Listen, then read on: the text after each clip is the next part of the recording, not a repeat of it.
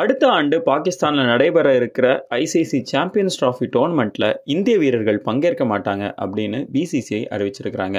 ICC champions trophy போட்டி அடுத்த ஆண்டு பிப்ரவரி மற்றும் மார்ச் மாதங்களில் பாகிஸ்தானில் நடைபெற இருக்குது.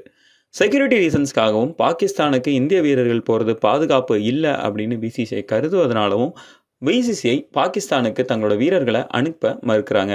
இப்படி இருக்க இதுக்கான ஒரு தீர்வாக ஐசிசி ஒரு ப்ரொபோசலையும் முன் வச்சிருந்தாங்க.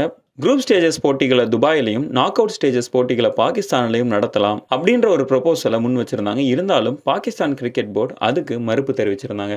எங்களுக்கு முழு போட்டியையும் முழு டோர்னமெண்ட்டையும் எங்கள் நாட்டிலேயே நடத்தணும் அப்படின்ற ஒரு கோரிக்கையும் அவங்க வச்சிருந்தாங்க. ஆனால் ஐசிசி சாம்பியன்ஸ் டிராஃபியில் போட்டியிட போகிற முக்கியமான டீமான இந்திய அணி இந்த போட்டி பாகிஸ்தானில் நடைபெற்றால் எங்களால் பங்கேற்க முடியாது அப்படின்றத தொடர்ந்து திட்டவட்டமாக தெரிவிச்சிட்டு இருந்தாங்க. இந்நிலையில் அதை அதிகாரப்பூர்வமாக அறிவிக்கவும் செஞ்சுருக்கிறாங்க.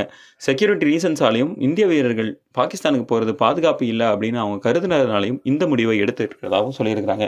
இதுக்கான தீர்வாக ஐசிசி மற்றும் பாகிஸ்தான் கிரிக்கெட் போர்டு என்ன எடுக்க போகிறாங்க அப்படின்றத பொறுத்திருந்து தான் பார்க்கணும்.